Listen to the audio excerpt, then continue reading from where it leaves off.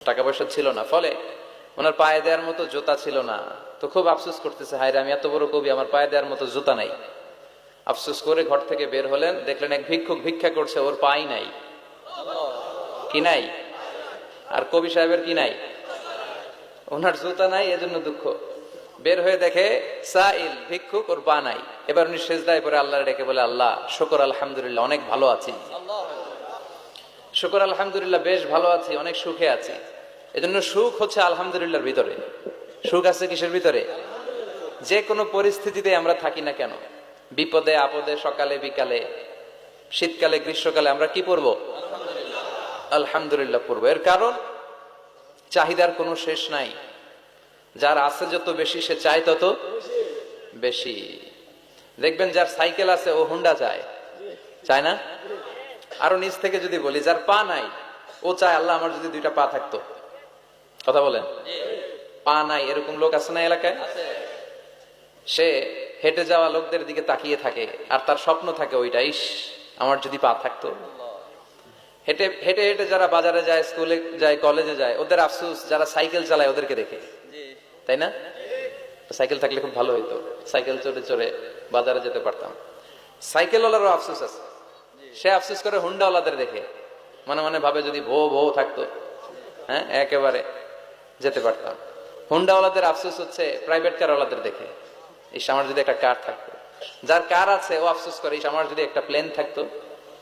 যার প্লেন আছে ও বলে, ইস আমার যদি একটা কপ্টার থাকতো, if I had a copter, আমার যদি একটা হেলিকপ্টার থাকতো, উড়াল মারতাম। কথা বলেন। তাহলে এই চাহিদার, ডিমান্ডের, হিউম্যান ডিমান্ডস এর কোনো শেষ আছে? যে এলাকার ছোট্ট মেম্বার, ওই মেম্বার ভাই চায় কি করে চেয়ারম্যান হওয়া যায়। কথা বলেন। যিনি চেয়ারম্যান হয়ে গেলেন, উনি এবার ভাবে কি করে MP, member of the parliament হওয়া যায়, তাই না? আচ্ছা, এমপি যিনি হয়ে গেলেন, উনি আরেকটু উপরে যেতে চায়, ভাবে যদি একটু যদি যাইতে পারি, একটা মন্ত্রণালয় যদি পাইতাম, হ্যাঁ মিনিস্ট্রি যদি একটা পেতাম, কতই না ভালো হতো। তো মন্ত্রী যিনি হইলো, উনি ওনার অনেক শখ, ইস আর একটা জায়গা বাকি। হ্যাঁ কি নাম ওইটার? PM, prime minister. কিন্তু এই দেশে অসম্ভব। কথা বলেন।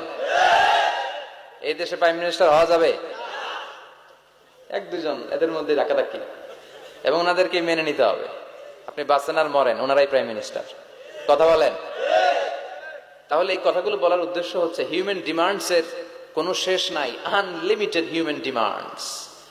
এজন্য বিশ্বনবী বললেন, লাউ আন্না লিকুল্লি ইবনি আদামা ওয়াদিয়ান মিন যাহাব আহাব্বা আইয়াকুনা লাহু ওয়াদিয়ান ওয়া লা ইয়ামলা আফাহু ইল্লা তুরাব। আল্লাহ বলেন, এই বনি আদমের প্রত্যেককে যদি একটা করে স্বর্ণের পাহাড়ের মালিক বানিয়ে দেয়া হয়। কিসের পাহাড় দেখছেন জীবনে? আচ্ছা, স্বর্ণের পাহাড়ের যদি মালিক বানিয়ে দেয়া হয়, আহাব্বা আইয়াকুনা লাহু ওয়াদিয়ান, একটা করে স্বর্ণের পাহাড়ের মালিক বানিয়ে দিলেও সে চাইবে কিভাবে আরো একটা স্বর্ণের পাহাড়ের মালিক হওয়া যায়। আচ্ছা, একটু বুঝে শুনে উত্তর করবেন। একটা স্বর্ণের পাহাড়ের মালিক যদি আমি হই, শুধু আমি কেন, আমার 14 পুরুষ এটারে বিক্রি করে খেলেও কি শেষ করতে পারবো? তো আমার আরেকটা লাগবে কেন? আরেকটা দিয়ে আমি কি করব? স্বভাব। বিষ্ণুই বললেন, সবশেষে হাদিসের শেষাংশে বললেন, ওয়ালা ইয়ামলা আফাহু ইল্লা তুরাব, কবরের মাটি ছাড়া কোনো কিছুই মানুষের এই জিহ্বাটারে থামাতে পারবে না। চিৎকার করে বলেন ঠিক কিনা? এজন্য যার আছে বেশি, ও চায় বেশি, এই ডিমান্ডটারে একটু কমাতে হবে, আল্লাহর কাছে শুকরিয়া করতে হবে। অর্থের প্রয়োজন আছে, কিন্তু এটার হৃদয়ে স্থান দেয়া যাবে না। এটা হাতে আসবে আবার চলে যাবে, ঠিক কিনা? হৃদয়ে স্থান থাকবে কার? যাদের হৃদয়ে আছে আল্লাহর ভয়, তারা কবু পথ ভুলে যায় না। আল্লাহর প্রেম ছাড়া এই দুনিয়ায় কারো কাছে কোনো কিছু চায় না, ঠিক কিনা? মুমিনের হৃদয়ে দরদ, ভালোবাসা থাকবে একজনের জন্য। চিল্লায় বলেন তো, তিনি কে? এজন্য আমরা যেন শুকরিয়া করি, আমরা যেন অভিযোগ না করি। দেখেন, আমরা যদি জিজ্ঞেস করি, ভাই আপনি কি চান, কি লাগবে আপনার, কার কি লাগবে, একজন বলবে আমি এটা চাই, আমার এটা নাই, আমি ওইটা চাই, কত কিছু লাগবে আমাদের। কিন্তু ঠিক এই মুহূর্তে যে লোকটা হসপিটালের বেডে শুয়ে আছে, ক্যান্সারে আক্রান্ত, ক্যান্সার যার নেই কোনো অ্যান্সার, ওরে যদি জিজ্ঞেস করেন, ও বলবে আমার কিচ্ছু লাগবে না, আমি শুধু বাঁচতে চাই। ও কি চায়? আর আমরা অনেক কিছু চাই। এজন্য আমরা শুকরিয়া করব বেশি বেশি। শুকরিয়া করলে বাড়িয়ে দেয় কে? বিশ্বনবী দোয়া করতেন, আল্লাহুম্মা জাআলনি সাবুরা ওয়া জাআলনি শাকুরা ওয়া জাআলনি ফি আইনি সাগীরা ওয়া ফি আ'য়ুনিন নাসি কাবীরা। আল্লাহ, আপনি আমারে ধৈর্যশীল বানান, আপনি আমারে শুকরগুজার বান্দা বানান। আল্লাহ, আমার চোখে আপনি আমারে ছোট বানান, গোটা বিশ্বের মানুষের চোখে আপনি আমারে বড় বানান। সবাই পড়ি আমিন। এজন্য সবসময় প্রশংসা করব কার? কম কম না বেশি বেশি? সবসময় শুকরিয়া করতে রাজি আছি তো? আল্লাহ সব সময় যেন আমরা তোমার শুকরিয়া করতে পারি, তুমি তৌফিক দাও। আরো জোরে পড়বো সবাই আমিন। কোরআন থেকে কথা শোনার সবচেয়ে বড় একটা ফজিলত হচ্ছে এই কথার মধ্যে কোনো গোজামিল নাই, কোনো ভুল নাই, কোনো সন্দেহ নাই। চিল্লায় বলেন ঠিক কিনা? এবং কেউ কি এই কোরআনের ব্যাপারে কোনো সন্দেহ, কোনো ভুল, কোনো ইনকনসিস্টেন্সি প্রমাণ দিতে পেরেছে? পারে নাই, পারবেও না। This is the book whereof there is no doubt, no suspicion in it, and a guidance to those who are muttaqin. আল্লাহ বললেন, যালিকাল কিতাব লা রাইবা ফি হুদাল লিল মুত্তাকিন। এটা এমন বই যে বইয়ে কোনো ভুল নাই, কোনো সন্দেহ নাই, এবং মুত্তাকিনদের জন্য হেদায়েতের গাইড বুক করে এই বইটারে পাঠালো কে? আল্লাহ। এজন্য এই বইটা আমরা বুক সেলফের একেবারে উপরের তাকে রাখবো, যাতে ধুলা বালি আর মাকড়সার বাসায় এটা ময়লা হয়ে থাকে। হ্যাঁ, কোথায় রাখবেন?